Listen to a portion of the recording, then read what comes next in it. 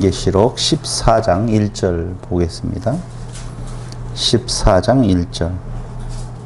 또 내가 보니 보라 어린 양이 시온산에 섰고 그와 함께 14만 4천이 서 있는데 그들의 이마에는 어린 양의 이름과 그 아버지의 이름을 쓴 것이 있더라. 아멘. 우리는 지난 시간까지 짐승 권세, 용이 하늘에서 내어 쫓기고 그 내어 쫓긴 용은 땅에서 두 짐승, 하나는 바다에서 올라온 짐승, 또 하나의 짐승은 땅에서 올라온 짐승이었었죠. 그 두 짐승에게 권세를 주어 왜 권세를 주는가 하면은 14장에 나오는 어린 양의 군대, 성도들과 싸우게 하기 위하여서 권세를 주는 내용까지를 살펴보았습니다. 거기 13장 4절로 5절에 보니 용이 짐승에게 권세를 주므로 용에게 경배하며 짐승에게 경배하여 이르되 누가 이 짐승과 같으냐 누가 등이 이와 더불어 싸우리요 하더라. 그러니까 엄청난 권세를 주었기 때문에 대적할 자가 없을 거라고 생각을 하죠. 이 문구에서 느끼는 것은 이들의 힘이 막강하고 도전이 상당히 강하게 임할 것이다. 그 앞에 서 있는 어린 양의 권세, 어린 양의 그 군대는 약한 모습으로 보여진다는 것이죠. 그렇게 대비가 딱 되게 되어 있어요. 그 싸움 부분에 대한 내용이 오늘 누가 능히 이와 더불어 싸우리요 이렇게 도전하는 거예요. 근데 얼마 동안 싸우느냐? 5절에 보니 42달 동안이라. 그러니까 성도가 이 땅 위에 존재한다라고 보면 존재하는 동안 계속적으로 그 짐승 권세의 도전은 있을 거라고 하는 것입니다. 근데 그 앞에 그 짐승 권세, 용에게 권세를 받은 짐승 권세하고 싸우는 존재에 대한 내용이 바로 14장의 1절로 5절에 나타나 있어요. 오늘 여기를 지금 살펴볼 거거든요. 어린 양의 이름과 그 아버지의 이름에 인맞은 14만 4천이라고 하는 숫자가 나옵니다. 그러니까 용의 권세를 받아 그 권세를 행사하고 있는 짐승 권세와 싸울 자는 바로 어린 양의 이름과 그 아버지의 이름에 인맞은 14만 4천이라고 하는 존재하고 싸우게 되어져 있다는 것입니다. 이제 이해됐죠? 그러니까 너무 쉬워요, 사실은. 내용이 성경이 지금 그런 내용이라니까요. 이쪽에 있는 짐승 권세, 이쪽에 있는 어린 양의 군대 14만 4천, 이쪽은 666의 표받은 자, 하나님의 이름과 예수님의 이름에 입맞은 자, 이렇게 둘이 지금 싸우게 되어 있어요. 승리는 내 것일세. 그걸 지금 요한계시록에서 말씀을 해주고 있는 것입니다. 그래서 14장 1절에 보면 또 내가 보니 또라고 하는 것은 12장 1절부터 7 중 4번째 지금 환상이 시작되는 부분이에요. 그렇죠? 4번째 환상. 또 내가 보니 보라 어린 양이 시온산에 섰고 그와 함께 14만 4천이 서 있는데 그들의 이마에는 어린 양의 이름과 그 아버지의 이름을 쓴 것이 있더라라고 나와요. 그러니까 14만 4천에 대한 정의가 먼저 나오지 아니하고 지금 시온산이 나와 있고 어린 양이 그 시온산에 서 있고 함께 14만 4천이 써 있다. 싸울 지금 대상자는 짐승 권세고 그 싸움에 임하는 자들은 14만 4천인데 그 14만 4천은 어린 양과 서 있고 그 14만 4천의 어디에는 이마에는 어린 양의 이름과 그 아버지의 이름을 쓴 것이 있더라라고 말해주고 있다 그 말입니다. 14장의 내용은요 한마디로 말하면 그 싸움이 누가 싸우리요 오늘 누가 등이 이와 더불어 싸우리요라고 도전하는 말 겉으로 보기에는 약하디 약한 14만 4천이 승리한다라고 하는 내용을 요한은 지금 전달해주고 있는 거예요. 그 약한 것 같은 어린 양의 권세가 오히려 누가 누가 있어서 능히 이들과 싸우리요 라고 말했던 엄청난 세력이 있는 것 같은, 힘이 있는 것 같은 자들과 싸워서 결국 승리한다 라고 하는 메시지를 전달해 주고 있는데요. 그럼 여기 서 있는 14만 4천은 숫자로 말하지 않아요. 자, 싸움은 누구하고 누구하고의 싸움이냐? 짐승권세. 그렇죠? 여기는 누구에게서 그 권세를 받았냐면 용에게서.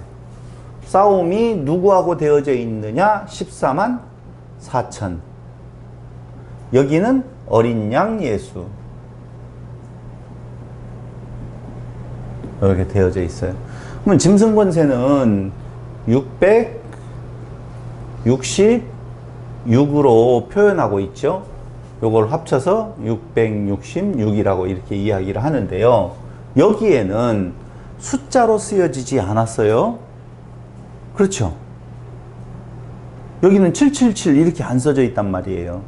여기가 숫자로 666의 의미, 어떤 존재, 개인의 존재를 말하는 거라고 보면 그 개인의 존재와 싸워야 될 대상으로서 여기도 어떤 숫자의 개념이 나와야 될 것 같은데 숫자로 되어지지 아니하고 무엇 받은 자다? 이마에 하나님의 이름, 예수의 어린 양의 이름, 어린 양의 이름과 그 아버지의 이름을 쓴 것이 있더라. 이름이라고 나와 있어요. 이렇게. 그러므로 숫자로 말하지 지금 싸울 대상이 숫자 대 숫자가 아니고 숫자로 표현되어지는 어떤 권세. 이쪽은 어린 양이라는 이름이 있잖아요. 그럼 여기가 누구라고 보면 그리스도의 입맞은 자라고 보면 여기는 적그리스도의 입맞은 자 이렇게 봐야 되겠죠. 그래서 이미 그 개인적인 적그리스도가 미래의 어느 순간에 나타날 것이냐라고 생각해서는 안 된다라고 하는 말은 지난 시간 어디에서 말씀드렸어요? 요한 1서, 요한 2서에서 이미 이 적그리스도는 교회 가운데 있다라고 말하는 내용으로 우리는 확인해 보았어요. 개인 아니에요. 분명히 아니에요. 정관사 더 붙여져 있지 아니하는 부분을 지난 시간 우리는 살펴보았다. 그리스도의 모방자로서의 선지자의 모방자로서의 666이라고 하는 적그리스도에 대해서 살펴보았었습니다. 그런데 그 어린 양이 지금 어린 양 나와 있죠.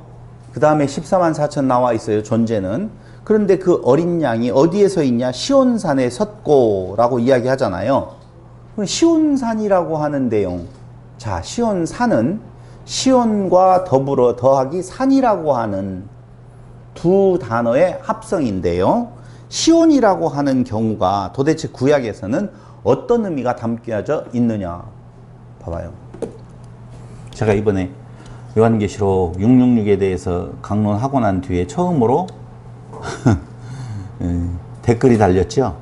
댓글이 달리고 그 댓글에 대한 답을 제가 올려놨는데 읽어보셨어요? 안 읽어보셨군요. 예, 잘 읽어보셔요. 댓글이 달리고 댓글에다가 제가 또 다른 댓글을 하나 더 달아놨어요. 근데 댓글에 댓글을 제가 달았었을 때에 왜 그 댓글을 달았느냐 하면은 우리는 대충 봐요. 대충 보고 대충 알고 대충 주장을 해요. 그런다니까요. 그러니까 사실 자세히 보면 그 첫 번째 댓글을 달았던 어떤 분의 이야기 속에 몇 가지 우리가 조금 더 자세히 들여다보면 생각해 봐야 될 문제점들이 좀 있어요. 그런데 그걸 생각해 보자고 들어가지 아니하고 그냥 대충 아는 것을 아는 것인 것 마냥 생각할 수도 있다는 거예요. 제 이야기는. 그 쓰신 분의 글의 내용을 보면 뭐 특별히 흠잡을 때는 없게 보여요.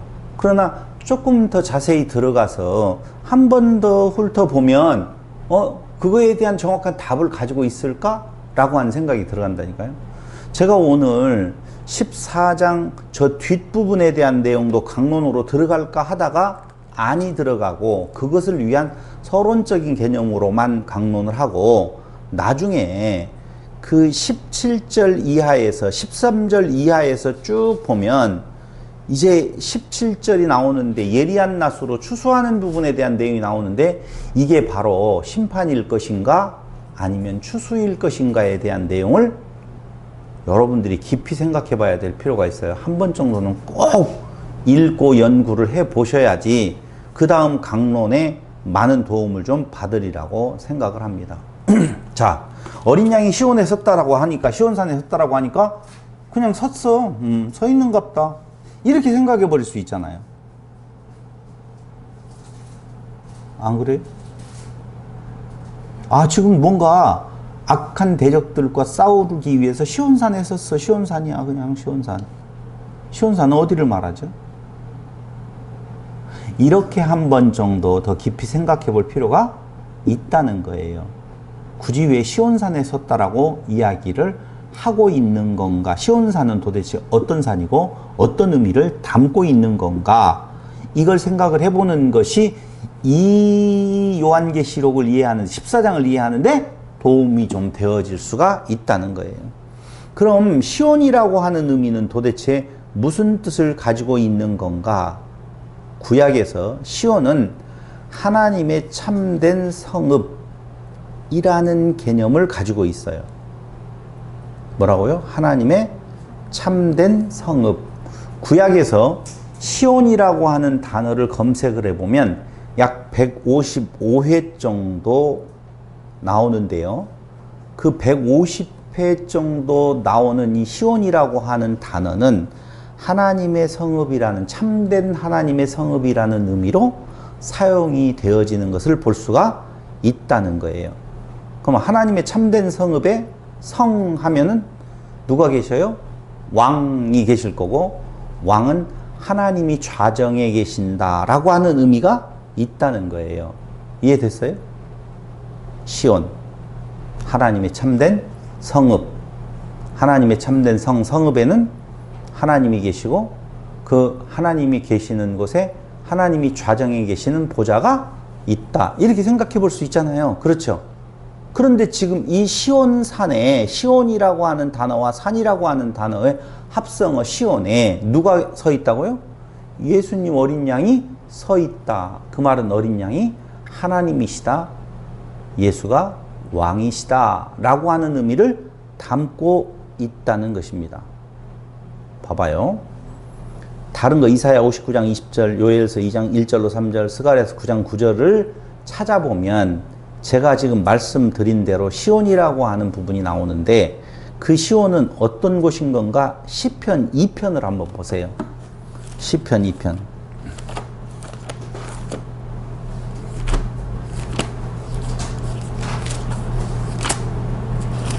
시편 2편 6절로 7절에 보면 내가 나의 왕을 내 거룩한 산 시온에 세웠다 하리로다. 내가 여호와의 명령을 전하노라. 여호와께서 내게 이르시되 너는 내 아들이라. 오늘 내가 너를 낳았도다. 라고 나오죠. 그러니까 왕이 좌정에 계시는 곳 시온인데 그 시온산에서 내가 너를 어떻게? 나의 왕을 내 거룩한 산 시온에 세웠다라고 하는 의미로서 왕이 계시는 그곳에 아들인 예수를 왕으로 세웠다라고 하는 거예요. 그 내용을 받아서 지금 14장 1절에서 누가 서 있어? 어린 양이 시온산에 섰고 이렇게 나온다는 것이죠. 그런데 그 어린 양이 시온산에서 왕으로서 지금 서 계시는데 요 시온산은요, 시온이라고 하는 부분과 산이라고 하는 부분에 대한 합성어로 보면은 하나님의 이름, 즉 하나님의 주권적인 통치와 관련해서 시온산, 제가 지금 시온을 설명을 했고 그 다음에는 지금 무엇을 이야기를 하고 있어요? 시온산을 이야기할 때 예수님이 도대체 어디에 서 계신다는 말이냐? 시온이죠. 혼이 아니고 굉장히 중요한 단어를 지적해 주셨어요. 시온. 그럼 시온산이라고 하는 부분, 예수님은 어디에 계시죠 지금? 네?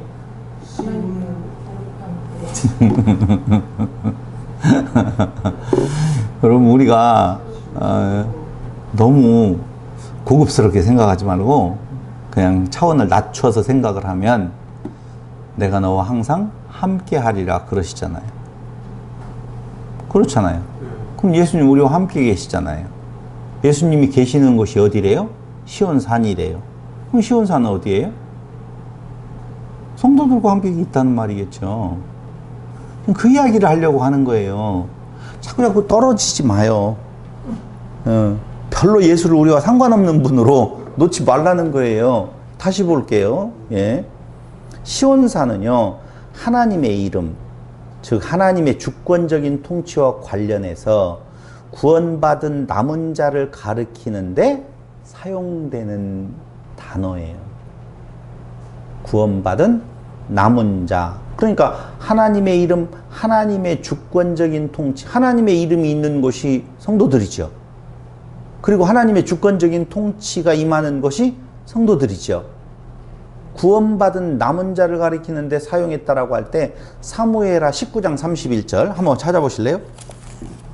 사무엘하 19장 31절, 이사야 4장 5절, 이사야 10장 12절, 이사야 37장 30절로 32절에 보면 구원받은 남은 자를 시온산이라고 지칭한다는 의미를 찾아볼 수가 있는데, 다 찾아보면 시간이 많이 가니까 요엘서 2장 32절만 한번 찾아보겠습니다. 요엘서 2장 32절.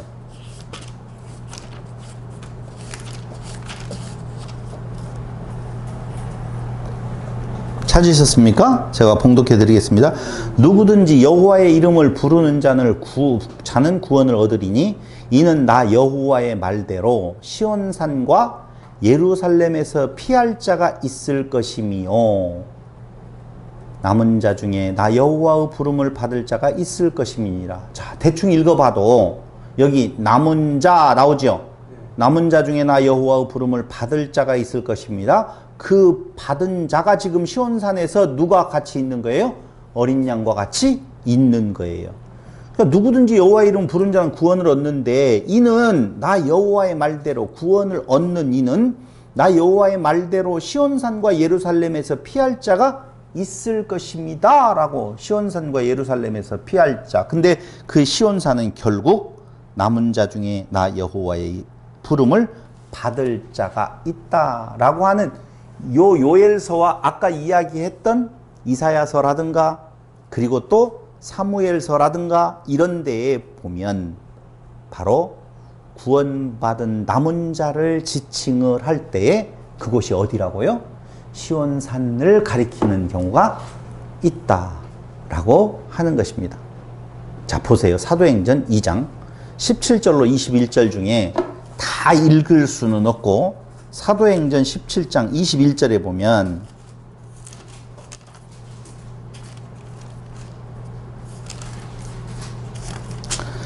17장 21절 모든 아덴 사람과 거기서 나그네 된 애국인들이 가장 새로운 것을 말하고 듣는 것 외에는 달리 시간을 사도행전 2장 17절로 21절 죄송해요. 어쩐지 사도행전 2장 17절로 21절 중에 21절만 한번 제가 읽어보겠습니다.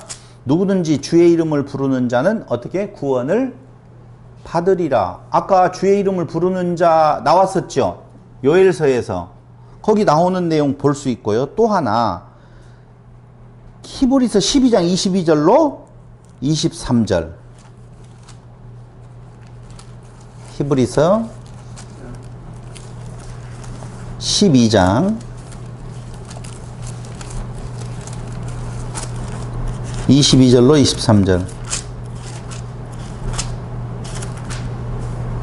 22절을 보면 그러나 너희가 이른 곳은 시온산과 살아계신 하나님의 도성인 하늘의 예루살렘과 천만 천사와 시온산 예루살렘 전부 다 같은 의미지요. 그렇죠? 천만 천사 하늘에 기록된 장자들의 모임과 교회와 만민의 심판자이신 하나님과 및 온전하게 된 의인의 영들과 너희가 이런 곳이 어디라고요? 시온산이래요. 그러니까 두 가지를 양쪽으로 받아보면은요, 시온산 누가 있는 곳? 하나님이 좌정하시는 곳. 근데 그곳에 예수를 왕으로 앉히셨어요. 근데 그 시온에 산이 붙어서 그쪽에 있는 자들이 곧 누구라고요? 성도들이에요. 시온산에서 불렀으니. 그러니까 시온산에서 성도들을 부르면 시온산에 있는 그리스도와 누구는? 성도는 하나 되어집니다. 그 말입니다. 그러니까 우리 안에 그리스도가 계시고 그리스도가 우리 안에, 우리가 그리스도 안에 있으면 우리는 뭐라? 아나케팔라이오마이 하나됨이라고 하는 내용을 성경은 지금 말해주고 있다는 거예요. 그러니까 싸우는 대상이 누구냐면요, 어린 양 예수 안에 있는 자들이에요. 14만 4천. 그렇죠? 성도들이 싸울 거 아니에요. 그렇죠? 누구하고? 666 짐승 권세하고 싸우게 되어지는데, 이 싸울 때 내가 싸우는 것이 아니라 그리스도가 싸우는 거잖아요. 그러니까 그리스도가 내 안에 내주에 계셔야 되잖아요. 근데 그리스도는 어디에 계신대요? 시온산에 계신대요. 그럼 시온산은 어디예요? 성도들이죠. 이해가 안 돼요?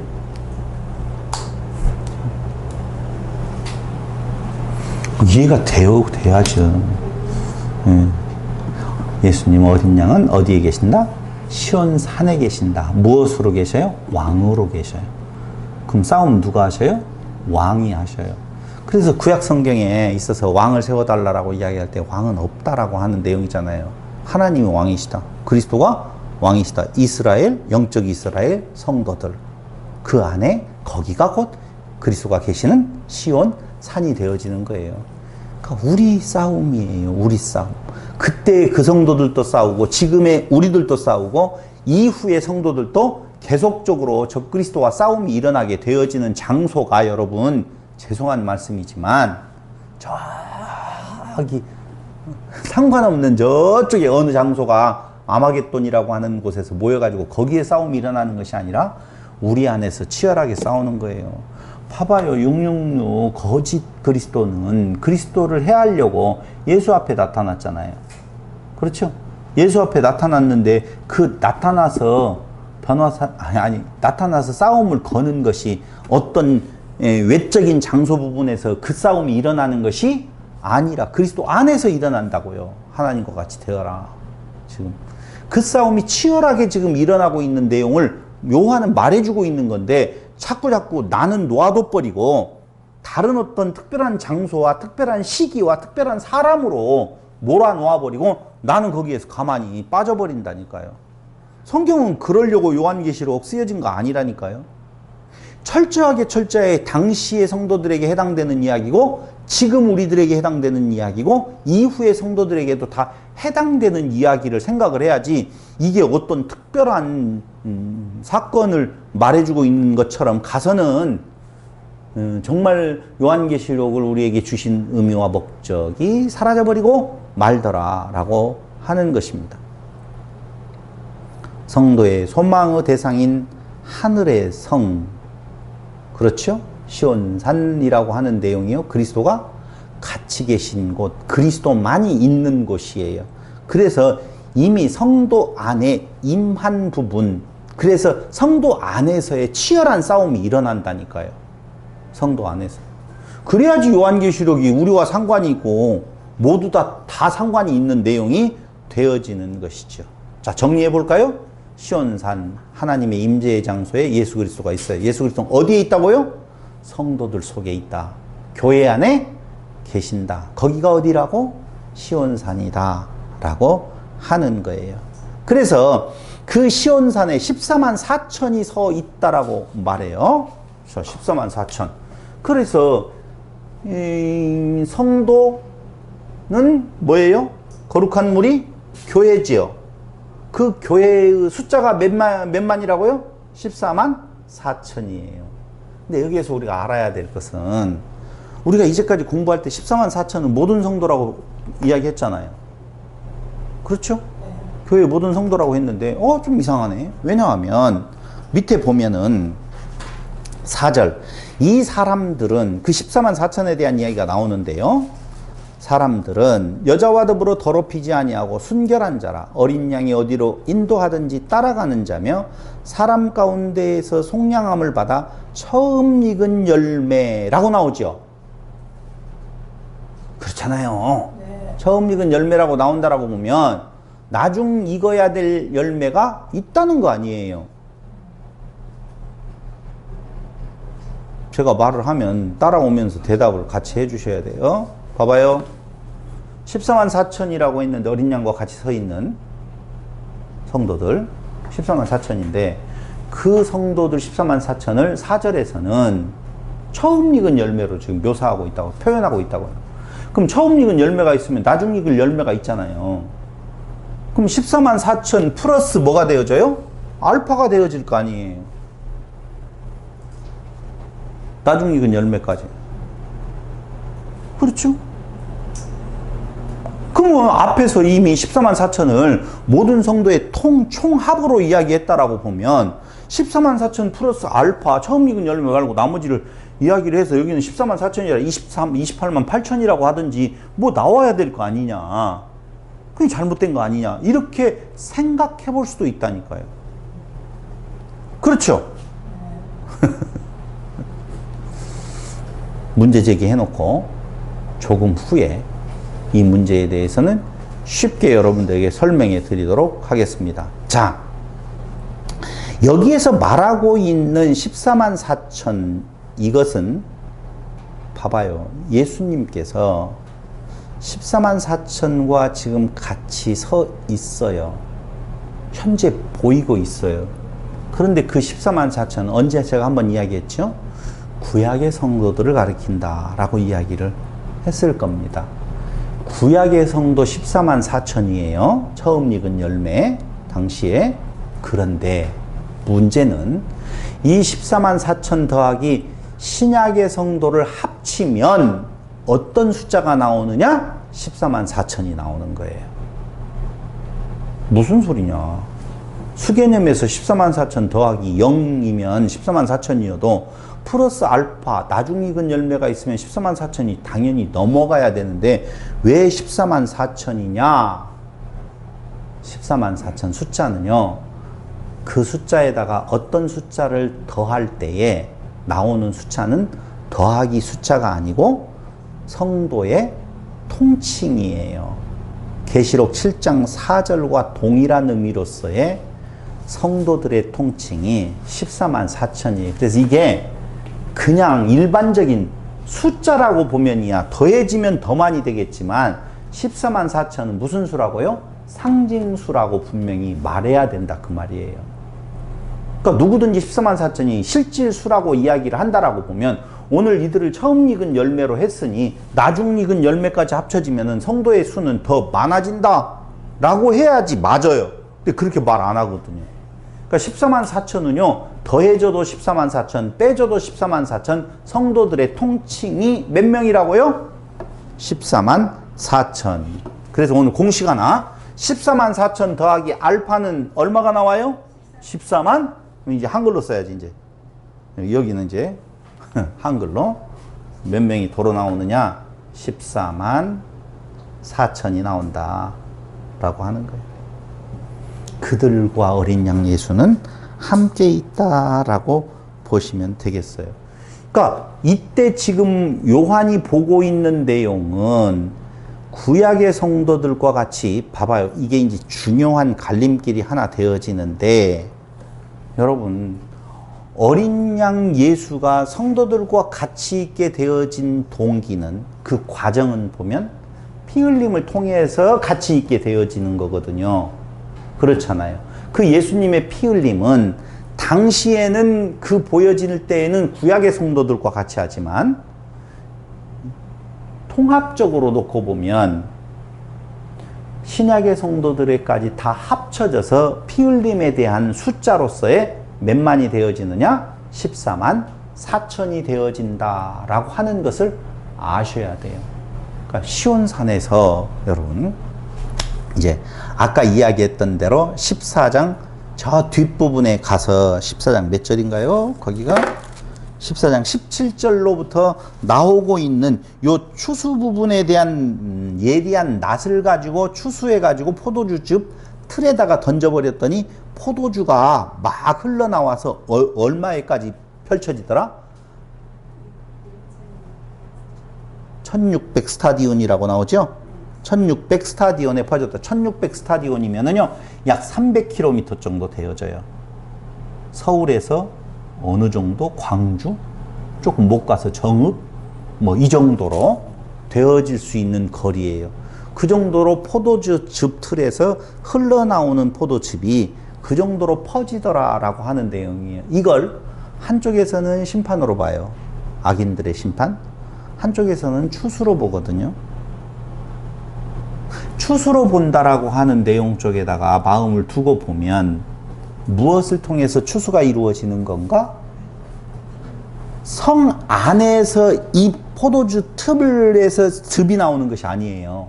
성 밖에서, 그거 보세요. 14장. 성 밖에서라고 나오죠? 거두어 진노의 포도주 틀에 던짐에 성 밖에서 그 틀이 밟힌이라고 나오거든요. 그러면 성 밖에서라고 하는 것은 성문 밖에서 예수님께서 죽으셨지요. 또 이렇게 되면 한쪽으로 치우칠 수도 있지만 어쨌든 간에 제 이야기에 대한 내용은 오늘 구약의 성도 14만 4천, 신약의 성도 14만 4천 합해서 14만 4천이라고 하는 공식을 여러분들은 꼭 기억하셔야 될 필요가 있다는 거예요. 14만 4천 더하기 알파는 얼마로 나온다고요? 14만 4천이다. 그러므로 여기에 지금 나타나고 있는 보여진 그 14만 4천은 구약의 성도라고 볼 수 있지만 또 한편으로 영원한 내용으로 보면 신구약 성도들의 통합으로 봐야 된다 그 말입니다. 그 이야기를 지금 이렇게 쉽게 설명을 해드렸어요. 어렵게가 아니고 쉽죠? 14만 4천. 그런데 그 이마에는 이렇게 나오잖아요. 어린 양 시온산 나왔죠? 어린 양 나왔죠? 14만 4천 나왔는데 그 14만 4천 이마에는 어린 양의 이름과 그 아버지의 이름을 쓴 것이 있더라라고 나와 있어요. 그럼 보세요. 여기에서 한 가지, 여기 인이라고 하는 부분이 있죠. 이마에는 뭐가 있어요?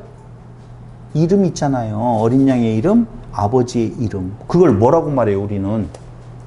인이라고 말하잖아요, 인맞은 자.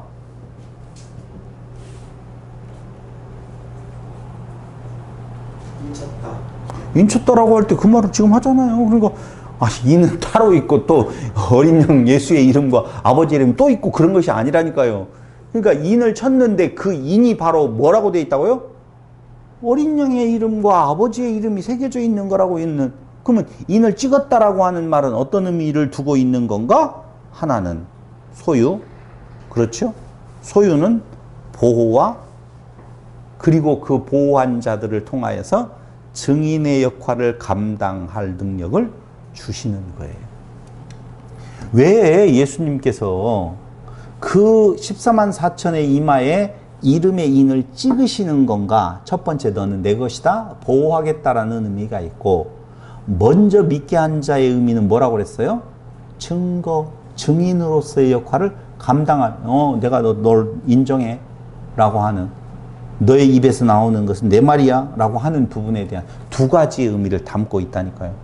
그러니까 그들이 싸우게 되어질 때 뭘로 싸우는가? 그의 이름으로 싸우게 되어지는데 어떤 도전에도 누구를 내면 돼요? 예수와 아버지의 이름을 내면 된다 그 말입니다. 그것이 증거예요. 그래서 누가 죽을 때요? 스데반 집사도 죽을 때 그것만 내잖아요. 죽을 때 그것만 내는 거예요. 그게 바른 증인으로서의 역할로 인침을 받은 거라니까. 스데반 집사는 구원 받았겠어요? 못 받았겠어요? 그런 걸로 보면 인침 받은 자이기에 그가 입에서 죽을 때에도 싸울 때에도, 여러분 싸움은요 이긴다라고 하니까 자꾸 뭘 생각하냐면요, 나는 티끌한 어디 뭐라고 그러죠? 어디 하나 다치지 아니하고 깨끗한 상태로 승리가 보장된 걸로 이야기하는데, 싸움에서, 영적 싸움에서의 승리는요 죽음이에요. 죽음. 예수 그리스도가 승리하셨잖아요. 그리고 어떻게 되는 거예요? 죽는 거예요. 만약에 예수님께서 승리하지 아니하시고 마귀의 유혹에 넘어갔으면 죽어요, 안 죽어요? 살지요. 왕으로서. 이 땅의 왕으로서 살게 되어진다니까요. 근데 이기는 것이 곧 죽는 것이요. 죽는 것이 이기는 거라고 하는 사실을 우리는 잊지 말아야 될 필요가 있다는 거예요. 그러니까 보호해 주신다, 증인의 역할을 감당할 능력을 주신다라고 이야기할 때에 그 하나님이 함께 하셔서 성도들을 보호하신다라고 하는 비유용법이 바로 뭐예요? 인친다는 의미인데 그 인맞은 자의 승리라고 하는 개념은 절대적으로 우리가 생각하고 있는 외적인 그런 승리를 말하는 것이 아니라는 거예요. 그래서 바울도 매일 승리의 삶을 살아가는데 그 승리에 사는 삶이 죽는 삶이라고요. 사단의 도전 가운데에 바울의 승리의 삶은 날마다 죽는 것이요. 스데반의 삶은 죽음으로써 승리의 삶을 거머쥐는 것이지 우리가 죽지 아니하고 펄펄 살아있어서 내가 높은 자리에 가는 것이 아니라고 하는 사실을 우리는 아셔야 돼요. 요한계시록 2장 17절 한번 보실래요? 거기 이름이 나와요. 요한계시록 2장 17절 귀 있는 자는 성령이 교회들에게 하시는 말씀을 들을지어다. 이기는 그에게는 내가 감추었던 만나를 주고 또 흰 돌을 줄 터인데 그 돌 위에 새 이름을 기록한 것이 있나니 라고 나오죠. 새 이름이 기록되어졌어요. 어떤 자래요? 이기는 자래요. 그런데 계시록 7장 2절로 3절에 보면 그런 자에게 뭐라고 이야기를 하느냐 인친다라고 나오는데요. 7장 2절로 3절 또 보면 다른 전사가 살아계신 하나님의 인을 가지고 해돋는 데로부터 올라와서 땅과 바다를 해롭게 할 권세를 받은 네 천사를 향해 큰 소리로 외쳐 이르되 우리가 우리 하나님의 종들의 이마에 인치기까지 땅이나 바다나 나무들을 해하지 말라 하더라. 봐봐요. 이름이 있고 그 다음에 인친다고 되어 있죠. 해야지 말라고 그러는데 해야지 않는데 죽잖아요.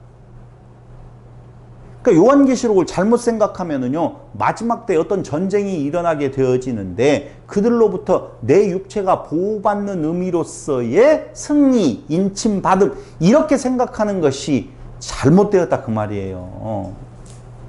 이름이 둔 곳에 인치는 것이 있는데 그 인친 자는 무엇으로? 죽음으로 승리가 보장되어지는 거예요. 누가 그랬고요? 예수가 그랬고. 누가 그랬고요? 스데반이 그랬고. 누가 그랬고요? 사도들이 그랬고요. 누가 그랬고요? 믿음의 선진들이 그랬다라고 하는 거예요. 왜 죽어요?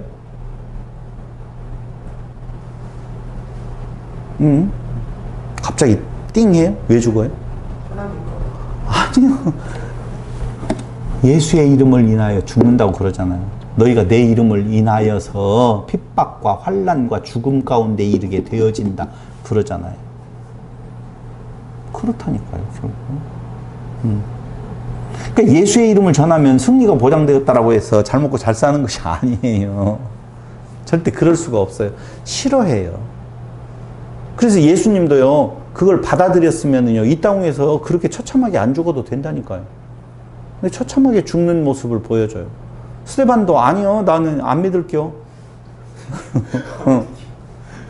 충청도 버전으로 그랬으면 알았어 넌 풀어줄게 라고 했을 거예요. 너희가 나를 전하지 않았으면 그런 고난 속에 있지 아니하다라고 성경은 분명히 말을 하잖아요. 그게 승리라고요. 근데 우리는 자꾸자꾸 그 어떤 특정한 시기에 특정한 사건들이 일어날 때에 그러한 환난과 고난 속에서 내가 쏙 빠져가지고 육체에 해를 입지 아니하는 것을 무슨 승리의 개념으로 생각을 한다니까요. 우리는 죽음의 삶을 사는 거예요. 죽음의 삶을. 아멘. 날마다 죽노라. 그 오늘 결론은 그거예요. 그러고 가요. 계시록 3장 12절.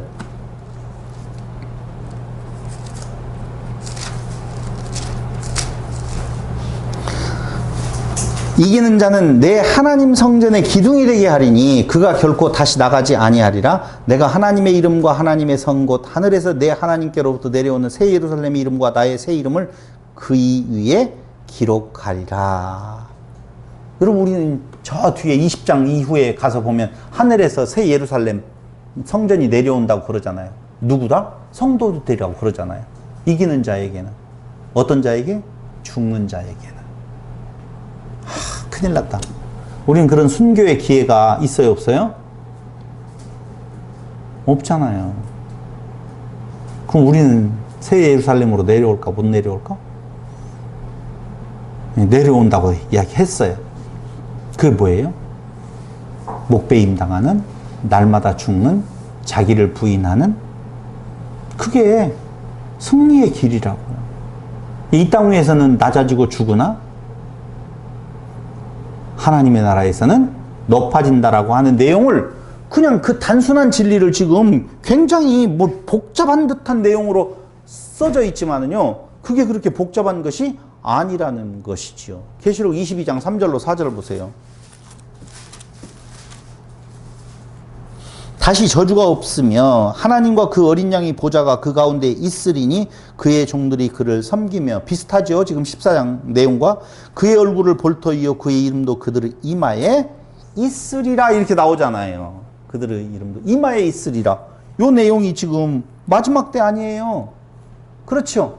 그런데 그 내용이 14장 1절에 나와 있잖아요. 똑같은 상태로. 그러니까 이 말은요, 21장 3절에 이렇게 나와 있어요. 그 22장 4절을 받아서 21장 3절에는 뭐, 내가 들으니 보좌에서 큰 음성이 나서 이르되 보라 하나님의 장막이 사람들과 함께 있으며 하나님이 그들과 함께 계시리니 그들은 하나님의 백성이 되고 하나님은 친히 그들과 함께 계셔서 그들의 눈물을 닦아준다고 나와 있다 그 말입니다.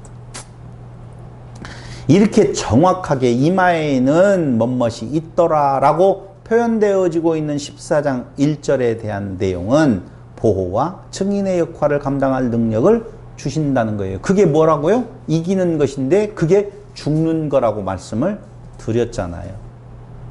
그렇죠? 그러면서 그렇게 13장 1절에서 무지막지하게 우리는 별로 싫어하는 우리는 싫어하는 죽음에 대한 이야기를 제가 여기서 꺼내버렸는데요. 보니 2절부터 내가 하늘에서 난 소리를 들으니 많은 물소리와도 같고 큰 우레소리와도 같은데 내가 들은 소리는 검은고 타는 자들이 그 검은고를 타는 것 같더라. 하늘에서 어떤 소리가 나요 지금. 그런데 무슨 소리냐? 많은 물소리, 큰 우레소리. 내가 들은 소리는 검은고 타는 자들이 그 검은고 타는 것 같더라. 물소리, 우레소리, 검은고 소리. 대충 이렇게 지금 구분을 했어요. 그렇죠? 그들이 보좌 앞과 내 생물과 장로들 앞에서 새 노래를 부르니 라고 나와 있어요. 봐봐요. 하늘에 어떤 소리가 들려요? 무슨 소리예요? 찬양 소리지요. 찬양 소리가 쫙 들려요. 근데 그 찬양 소리는요, 계시록 5장 8절로 10절에 한번 보실래요? 5장 8절로 10절. 그 두루마리를 취하심에 네 생물과 24장로들이 그 어린 양 앞에 엎드려 각각 검은고와 향이 가득한 금대접을 가졌으니 이 향은 성도들의 기도들이라. 그들이 새 노래를 불러 이르되, 새 노래 나오네요. 두루마리를 가지시고 그 일찍이 죽임을 당하사 각 족속과 방언과 백성과 나라 가운데에서 사람들을 피로 사서 하나님께 드리시고 그들로 우리 하나님 앞에서 나라와 제사장을 삼으셨으니 그들이 땅에서 왕노릇하려. 뭐예요? 죄에 대한 승리지요. 찬양 소리가 있는데 죄에 대한 찬양 소리잖아요. 승리의 찬양 소리잖아요. 그리고 15장 2절로 4절 보세요. 또 내가 보니 불이 섞인 유리바다 같은 것이 있고 짐승과 그의 우상과 그의 이름의 수를 이기고 벗어난 자들이 유리 바닷가에 서서 하나님의 검은고를 가지고 하나님의 종 모세의 노래 어린 양의 노래를 불러 이르되 주 하나님 곧 전능하신 이시여 하시는 일이 크고 놀라우시도다 만국의 왕이시여 주의 길이 어렵고 무슨 노래예요? 아까는 죄에 대한 승리의 노래죠. 이번에는요. 그거 나오잖아요. 짐승과 그의 우상과 그의 이름의 수를 이기고 그러잖아요. 벗어난. 그러니까 승리의 찬양인데 누구를 이겼는가? 앞에서는 죄에 대한 승리고 뒤에 나오고 있는 것은 짐승에 대한 승리의 노래를 부르고 있다 그 말입니다. 그 노래를 부르는 천상의 무리는 죄에 대해 승리했다, 짐승에 대해 승리했다, 완벽한 승리죠. 죄 없애고 짐승에 대한 괴계를 완전히 이겼으니 승리로 말미암아 부르는 찬송이 되어진다라고 보시면 돼요.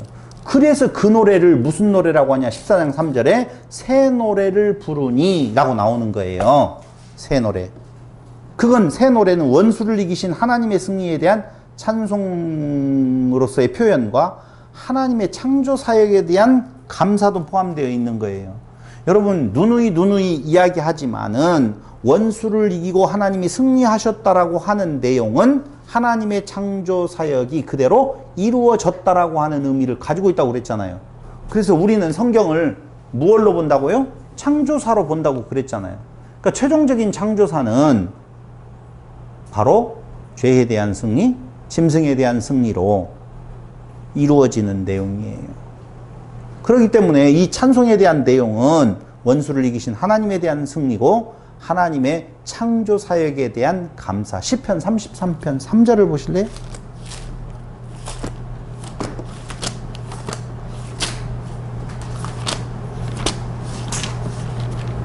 (33편) 3절에 보니 새 노래로 그를 노래하며 즐거운 소리로 아름답게 연주할지어다. 새 노래 나오지요? 하나 더 보겠습니다. 40장 3절 쭉 한번 찾아볼게요. 40장 3절 새 노래 곧 우리 하나님께 올릴 찬송을 내 입에 두셨으니 많은 사람이 보고 두려워하여 여호와를 의지하리로다. 새 노래 또 나오지요?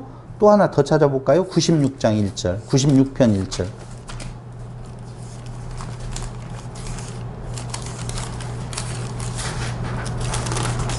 새 노래로 여호와께 노래하라. 온 땅이여 여호와께 노래할지어다. 나오지요? 144편 9절 뭐가 나오겠어요?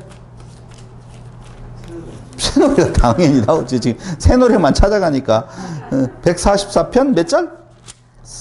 몇 절이요? 144편 9절 9절 하나님이여 내가 주께 새 노래로 노래하며 열줄 비파로 주를 찬양하리이다. 149편 1절 또 뭐가 나오겠어요? 할렐루야 새 노래로 여호와께 노래하며 성도의 모임 가운데 찬양할지어다. 이사야 42장 10절 마지막으로 찾아보세요. 이사야 42장 10절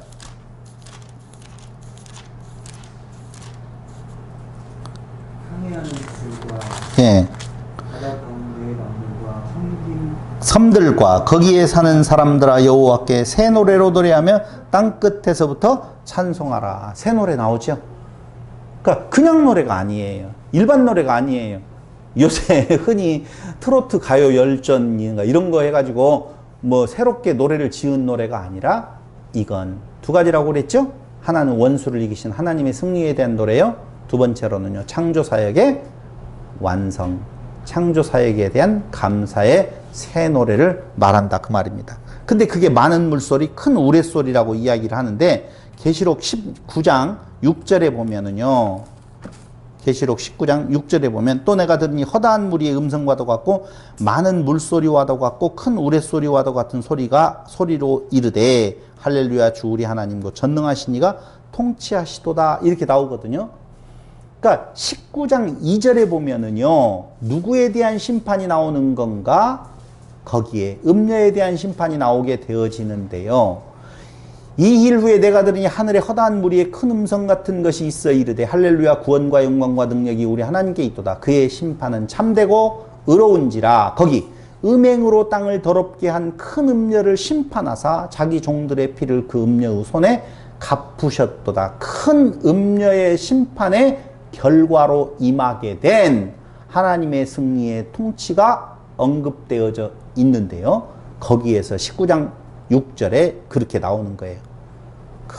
허다한 무리의 큰 음성과도 같고 많은 물소리와도 같고 큰 우레소리와 같은 소리가 이르되 있어서 이르되 할렐루야 우리 주 하나님 곧 전능하신 이가 통치하시도다. 이렇게 막 최후 승리에 대한 내용을 말하는 거예요. 지금 14장에 나오고 있는 물소리, 큰 우레소리라고 하는 내용은 무엇했다?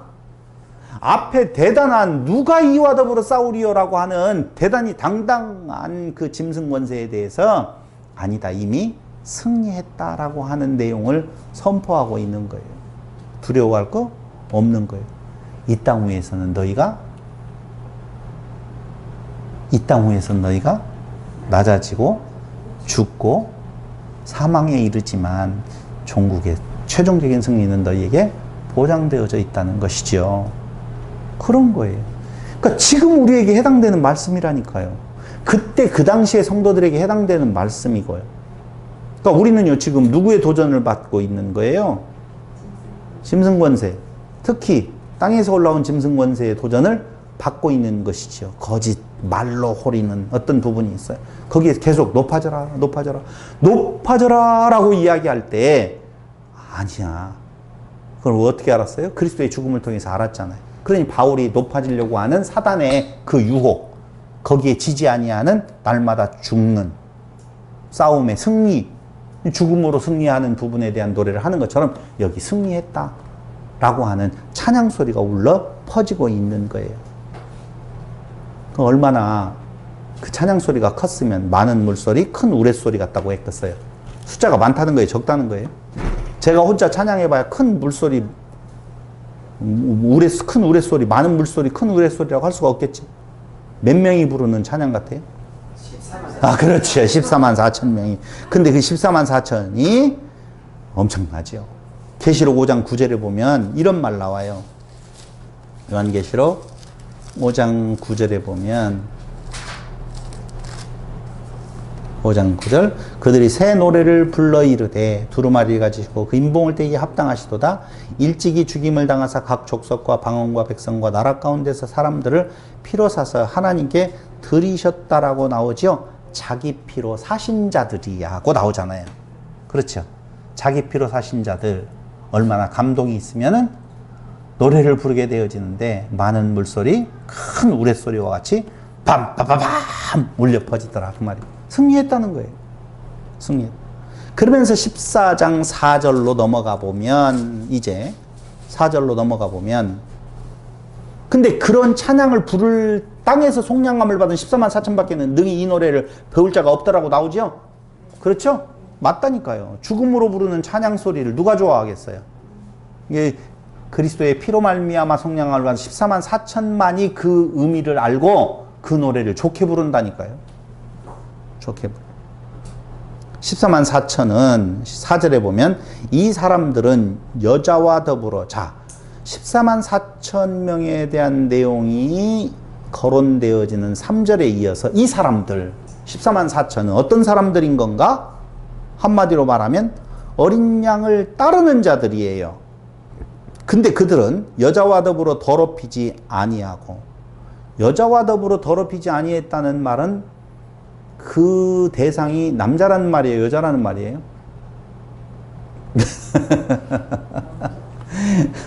그렇게 따지면 남자가 되어지고 여성은 해당이 안 되는 것 같이 되어지잖아요. 여자는 뭐예요? 음녀라고 나오잖아요.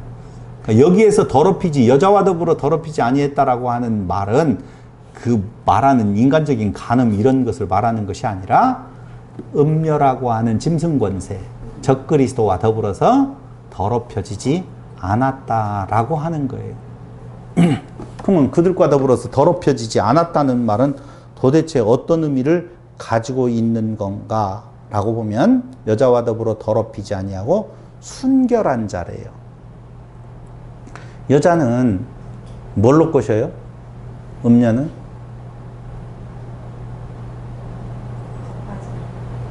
너무 어렵게 생각하지 마세요. 어렵게 생각하지 말라고 한다고 어렵게 생각 안 되는 건 아니지만 아니 잘 보세요. 아담도 그랬고 둘째 아담도 그랬고 전부 다 먹고 마시고 입을 거예요. 그건 한마디로 지난 시간에 이야기했죠. 자기 높아짐이라고 하는 그 자기 있음이라고 하는 내용을 말씀을 드렸잖아요. 그러니까 자기가 네가 하나님이야. 네가 소중해. 네가 높아져야 돼. 이 말에 어떻게? 죽음으로 답하는 거예요. 아니야. 라고 하니 날마다 죽노라라고 하는 고백이 나오는 거라 그 말이죠. 그게 죽음이라고요. 다른 것이 아니고. 근데 맞아. 내가 해야지. 하나님과 같이 되어야지. 이런 말을 자칫 잘못하면 달리 착하게 살아야지. 그럼 그게 잘못된 말이라고 착하게 살지 말라는 말이냐. 이렇게 안 나왔으면 좋겠어요. 종교적인 의미로서의 착하게 살아야지라고 하는 말과 윤리와 도덕적인 의미로서의 착하게 살아라는 말은 진짜 차이가 있는 거예요. 그러니까 성경은 종교적인 의미로서의 지금 이야기를 하고 있어요. 더럽히지 않는다라고 하는 말이 여자와 더불어 더럽히지 말라고 하는 윤리와 도덕 개념으로서의 그런 간음 부분이 아니라고 하는 거예요. 그럼 간음은 뭘 간음이라고 하는 건가? 자기 높아짐. 그렇죠? 하나님 외에는 높아지는 신랑이 없는데 자기가 높아진 자리에 앉는다라고 하는 내용에 있어서 간음을 행한 자라고 보시면 된다는 것입니다. 어린 양이 어디로 인도하든지 따라가는 자며, 이게 이제 중요한 거예요. 어린 양이 어디로 가든지 따라가는 자래요. 14만 4천. 구약의 성도, 신약의 성도 다 합쳐서 말한다고 그랬어요. 그럼 여러분들은 14만 4천에 들어간다라고 인정하고 어린 양이 어디로 가든지 따라갔어요? 안 따라갔어요?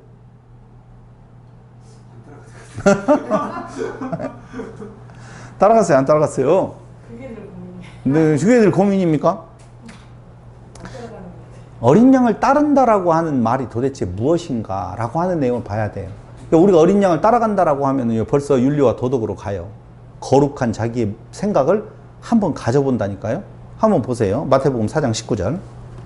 어린 양을 따른다는 말이 무슨 말인가? 마태복음 4장 19절.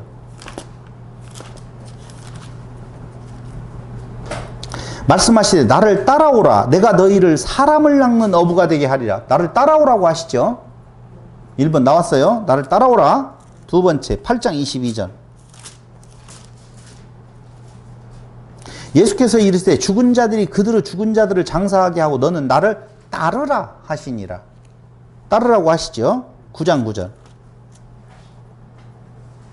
예수께서 그곳을 떠나 지나가시다가 마테라 하는 사람이 세관에 앉아 있는 것을 보시고 이르시되 나를 따르라 하시니 일어나 따르니라. 따르라고 나오죠. 요한복음 따라와라 그래요. 요한복음 12장 26절.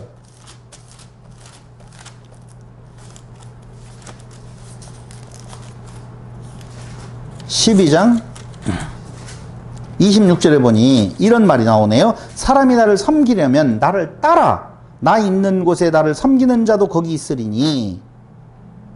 그렇죠? 나를 따르라. 사람이 나를 섬기려면 어떻게 하라고요? 나를 따르라. 그렇게 말을 하잖아요. 섬기려고 하는 자는 따라오라는 거예요. 그렇죠? 자, 우리가 요한복음 13장 37절에서 이렇게 나오죠. 13장 37절. 베드로가 이르되 주여 내가 지금은 따라갈 수 없나이까? 주를 위하여 내 목숨을 버리겠나이다.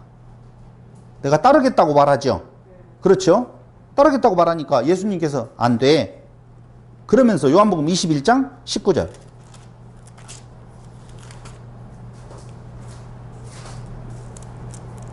베드로와 이 말씀을 하시면 베드로가 어떠한 죽음으로 하나님께 영광을 돌릴 것을 가리킴이려라. 이 말씀을 하시고 베드로에게 이르시되 나를 따르라 하시니. 자, 따르겠다고 할 때 안 되라고 이야기했는데 이제는 따르겠다라고 이야기해요. 어떤 것을 보고? 베드로가 죽을 것을 보고. 그래서 누가복음 9장 62절에 보면 62절 맞나요? 누가복음 9장?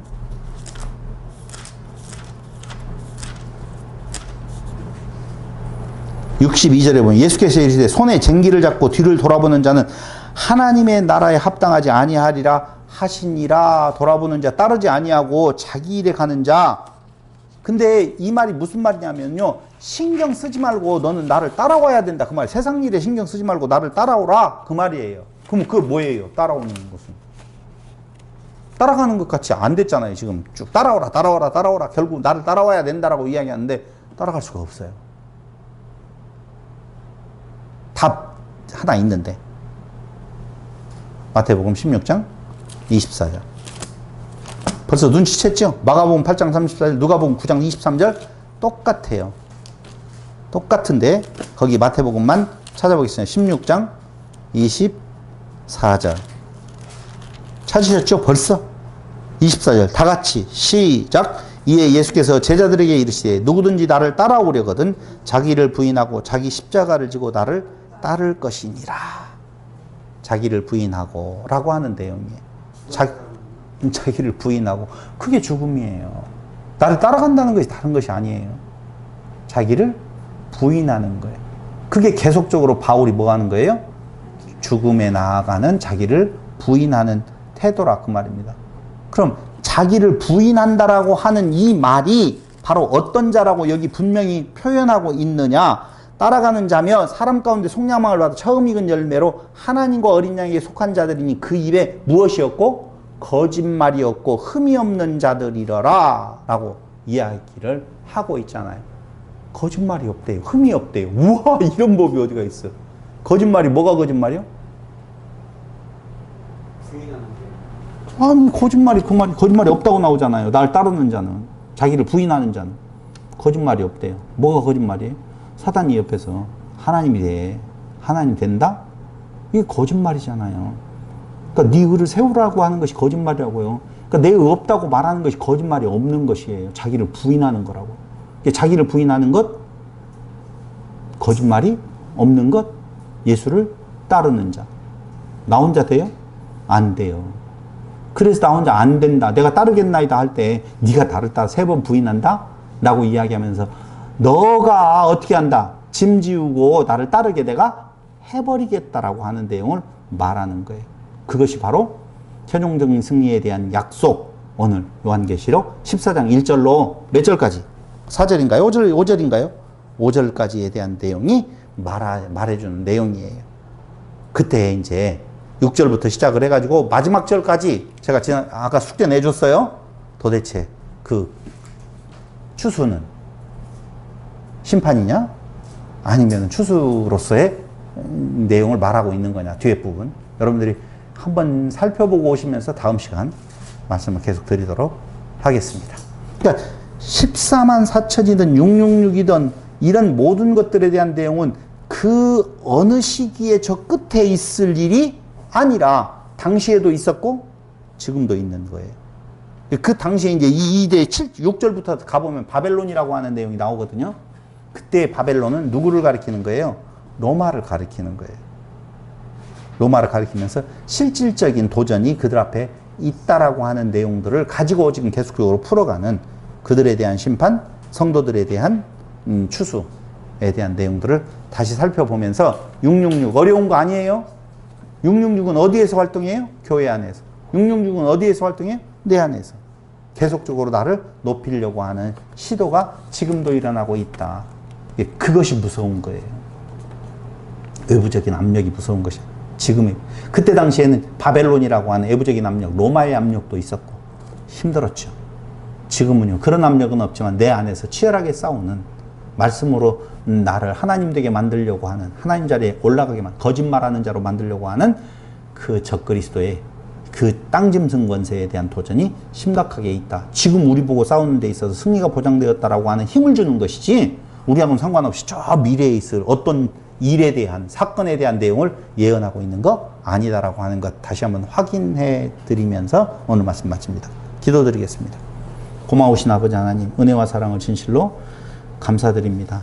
우리에게 말씀을 통하여서 적그리스도의 준동이 우리와 상관없는 것이 아니라 오늘 우리의 같이 있어서 날마다 그 싸움에서 넘어지고 찢기고 상처 있지만 근본적인 그리스도의 승리가 약속되어져 있음을 인하여서 그 은혜로 말미암아 날마다 죽어지는 삶을 살게 하시는 은혜 우리 안에서 그 은혜로 말미암아 참 평강이 넘치게 하여 주시기를 예수님의 이름으로 기도드립니다.